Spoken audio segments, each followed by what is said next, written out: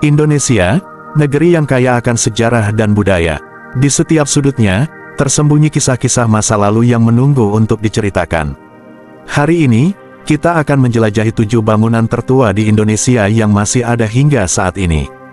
Mari kita mulai perjalanan ini dari nomor 7. Nomor 7, Gereja Blenduk di Semarang, Jawa Tengah. Dibangun pada tahun 1753 oleh komunitas Belanda, gereja ini adalah salah satu bangunan tertua di Semarang. Dengan kubahnya yang ikonik dan arsitektur kolonial yang megah, Gereja Blenduk menjadi saksi bisu dari sejarah panjang kota Semarang.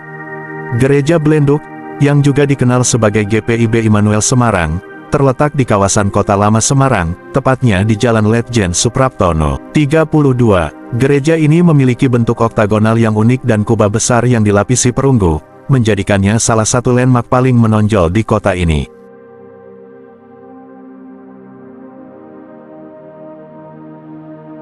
Di dalam gereja, terdapat sebuah orgel barok yang masih digunakan hingga saat ini, menambah keindahan dan keagungan interiornya. Selain itu, Gereja Blenduk juga memiliki 2 menara yang ditambahkan pada tahun 1894 oleh arsitek W.W. Smaas dan H.P.A. de Wilde. Gereja ini tidak hanya berfungsi sebagai tempat ibadah, tetapi juga sebagai saksi bisu dari berbagai peristiwa sejarah yang terjadi di Semarang selama lebih dari 2 abad. Hingga kini, gereja ini masih aktif digunakan untuk kebaktian setiap hari Minggu dan menjadi salah satu destinasi wisata sejarah yang populer di Semarang. Dengan arsitektur yang memadukan gaya Belanda dan Jawa, Gereja Blenduk menawarkan pemandangan yang menawan dan atmosfer yang khas. Gereja ini juga dikelilingi oleh bangunan-bangunan kolonial lainnya, menambah kesan historis dan keindahan kawasan Kota Lama Semarang. Bagi siapapun yang tertarik dengan sejarah dan arsitektur, Gereja Blenduk adalah tempat yang wajib dikunjungi.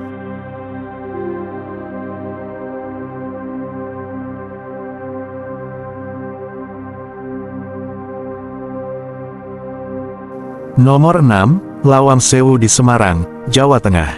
Lawang Sewu, yang terletak di Jalan Pemuda, Semarang, Jawa Tengah, adalah salah satu bangunan bersejarah yang paling terkenal di Indonesia. Dibangun pada tahun 1904 oleh perusahaan kereta api Hindia Belanda, Nederlands Indische Spoorwegmaatschappij atau NIS, bangunan ini awalnya berfungsi sebagai kantor pusat perusahaan tersebut. Arsitektur Lawang Sewu sangat megah dan mencerminkan gaya kolonial Belanda dengan sentuhan lokal. Bangunan ini dirancang oleh 2 arsitek Belanda, Profesor Jacob F. Klinghammer dan B.J. Coendak, yang berhasil menciptakan sebuah karya yang tidak hanya indah secara estetika tetapi juga fungsional untuk iklim tropis Indonesia. Nama, Lawang Sewu, sendiri berarti, 1000 pintu, yang merujuk pada banyaknya pintu dan jendela yang ada di bangunan ini. Meskipun jumlah sebenarnya tidak mencapai 1000, namun ada sekitar 928 pintu dan jendela yang membuat bangunan ini terlihat sangat unik dan menarik. Banyaknya pintu dan jendela ini dirancang untuk memastikan sirkulasi udara yang baik di dalam bangunan, mengingat iklim tropis yang panas dan lembab di Semarang. Selain arsitekturnya yang menakjubkan, Lawang Sewu juga memiliki sejarah yang kaya. Selama masa pendudukan Jepang, bangunan ini digunakan sebagai penjara dan tempat penyiksaan. Setelah Indonesia merdeka, Lawang Sewu sempat digunakan oleh Jawatan Kereta Api Republik Indonesia, sekarang PT Kereta Api Indonesia, sebelum akhirnya dialihfungsikan menjadi museum dan objek wisata pada tahun 2005. Kini, Lawang Sewu menjadi salah satu destinasi wisata utama di Semarang. Pengunjung dapat mengikuti tur yang dipandu untuk memahami lebih dalam sejarah dan cerita di balik bangunan ini.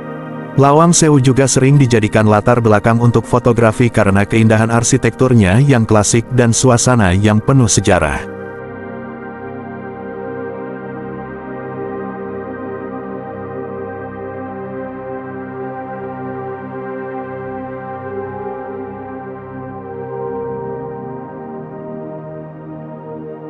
Nomor 5, Istana Maimun di Medan, Sumatera Utara.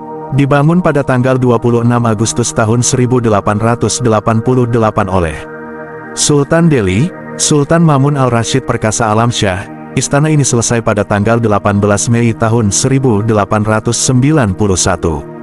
Istana Maimun dirancang oleh arsitek Belanda, Kapten Theodor van Erp, dan mencakup luas 2.772 meter persegi dengan 30 ruangan yang terbagi menjadi 3 bagian, bangunan induk, sayap kiri, dan sayap kanan. Istana ini adalah perpaduan arsitektur Melayu, Islam, Spanyol, India, dan Italia, yang mencerminkan kekayaan budaya dan sejarah Kesultanan Delhi. Warna hijau dan kuning yang mencolok serta bentuk atap yang unik menambah keindahan bangunan ini. Istana Maimun tidak hanya menjadi salah satu ikon kota Medan, tetapi juga pusat kebudayaan Melayu Delhi. Di depan istana, terdapat Masjid Al-Masyun atau Masjid Raya Medan, yang menambah nilai historis dan religius kawasan ini. Saat ini, Istana Maimun berfungsi sebagai museum dan objek wisata sejarah yang menarik banyak pengunjung, baik dari dalam maupun luar negeri. Pengunjung dapat melihat berbagai koleksi peninggalan Kesultanan Delhi dan mengenal lebih dekat sejarah serta kebudayaan Melayu Delhi.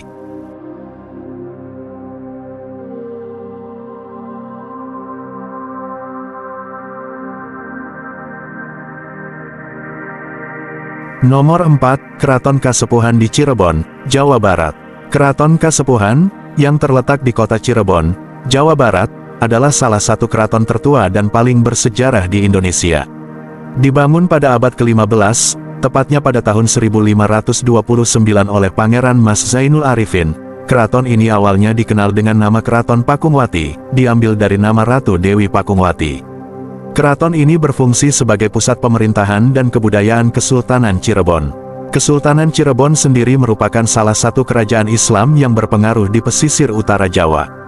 Keraton Kasepuhan tidak hanya menjadi tempat tinggal Sultan dan keluarganya, tetapi juga pusat kegiatan politik, sosial, dan budaya. Arsitektur Keraton Kasepuhan adalah perpaduan yang harmonis antara gaya Jawa, Sunda, dan Islam. Hal ini terlihat dari berbagai elemen bangunan seperti pendopo, tembok bata merah, dan ornamen-ornamen yang menghiasi setiap sudut keraton. Salah satu ciri khas dari keraton ini adalah penggunaan warna putih pada bangunan utama, yang melambangkan kesucian dan kemurnian. Di dalam kompleks keraton, terdapat beberapa bangunan penting seperti Dalem Agung Pakungwati, yang merupakan tempat tinggal Pangeran Cakrabuana, pendiri awal Kesultanan Cirebon. Selain itu, terdapat juga museum yang menyimpan berbagai benda pusaka dan artefak bersejarah, termasuk kereta kencana Singa Barong yang digunakan oleh Sunan Gunung Jati. Keraton Kasepuhan juga memiliki nilai spiritual yang tinggi. Di dalam kompleks keraton, terdapat Masjid Agung Sang Cipta Rasa yang dibangun oleh Sunan Gunung Jati bersama dengan Wali Songo. Masjid ini menjadi pusat penyebaran agama Islam di Cirebon dan sekitarnya. Keraton Kasepuhan adalah simbol kejayaan masa lalu yang masih terjaga hingga kini. Setiap sudut keraton ini menyimpan cerita dan makna yang mendalam, menjadikannya salah satu destinasi wisata budaya yang wajib dikunjungi di Cirebon.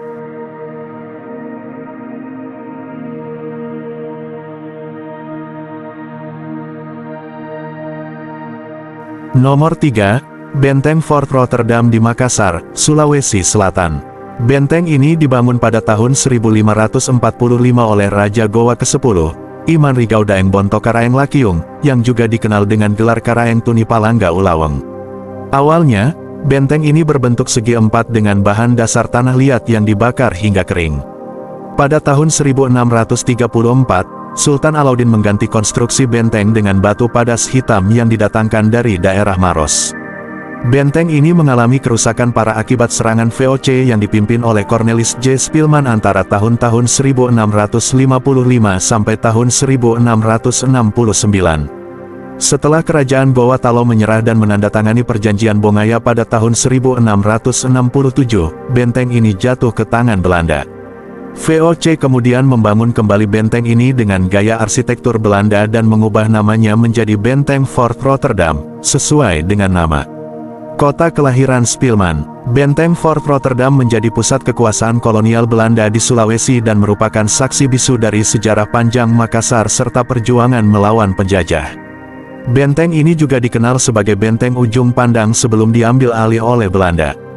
Benteng ini memiliki bentuk unik yang menyerupai seekor penyu jika dilihat dari ketinggian. Selain sebagai benteng pertahanan, Fort Rotterdam juga berfungsi sebagai pusat administrasi dan militer Belanda di wilayah tersebut.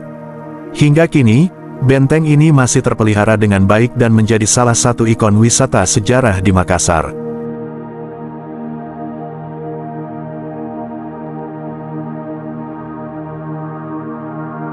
Nomor 2, Museum Fathahillah di Jakarta. Dibangun pada tahun 1710 sebagai balai kota Batavia oleh pemerintah kolonial Belanda, bangunan ini sekarang menjadi Museum Sejarah Jakarta yang menyimpan banyak artefak bersejarah. Museum ini terletak di Jalan Taman Fathahillah No. 1, Jakarta Barat, dan memiliki luas lebih dari 1.300 meter persegi. Bangunan ini awalnya dirancang oleh arsitek W.J. van de Velde dan menyerupai Istana Dam di Amsterdam. Terdiri dari bangunan utama dengan dua sayap di bagian timur dan barat serta bangunan tambahan yang digunakan sebagai kantor, ruang pengadilan, dan ruang bawah tanah yang berfungsi sebagai penjara. Pada tanggal 30 Maret tahun 1974, bangunan ini diresmikan sebagai Museum Sejarah Jakarta oleh Gubernur DKI Jakarta saat itu, Ali Sadikin. Museum Fathahillah memiliki koleksi yang mencakup replika artefak, furnitur, senjata, lukisan, dan pakaian dari masa prasejarah hingga era modern. Pengunjung dapat melihat replika prasasti, perabotan antik, dan berbagai barang lainnya yang menggambarkan sejarah panjang Jakarta. Selain itu, museum ini juga menampilkan sejarah kongsi dagang Belanda, VOC, dari pembentukannya pada tahun 1602 hingga kejatuhannya. Salah satu daya tarik utama museum ini adalah penjara bawah tanah yang pernah dihuni oleh sejumlah pahlawan Indonesia, seperti Cut Nyak-Dien dan Untung Suropati. Dengan arsitektur kolonial yang megah dan koleksi yang kaya, Museum Fathahillah adalah salah satu ikon kota tua Jakarta dan destinasi wisata sejarah yang penting.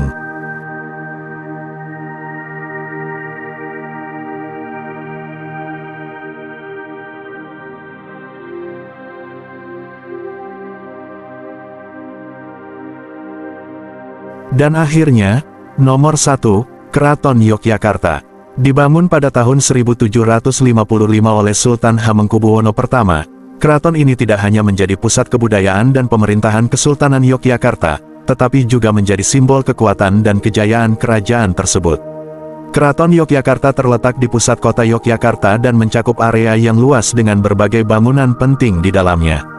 Bangunan utama keraton, yang dikenal sebagai Bangsal Kencono, adalah tempat di mana Sultan dan keluarganya tinggal dan menjalankan tugas-tugas kerajaan.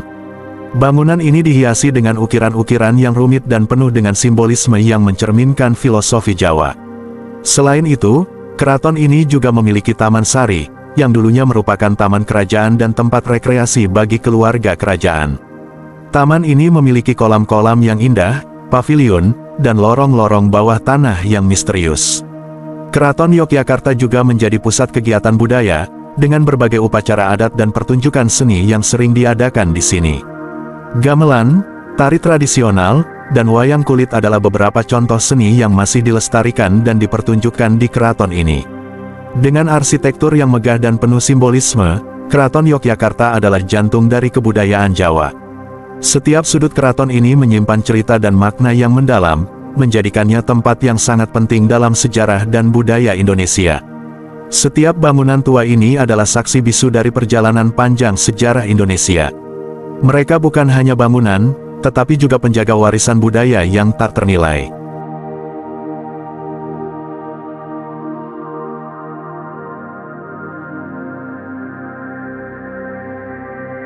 Terima kasih telah mengikuti perjalanan ini bersama kami.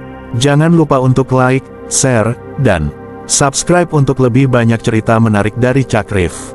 Sampai jumpa di video berikutnya.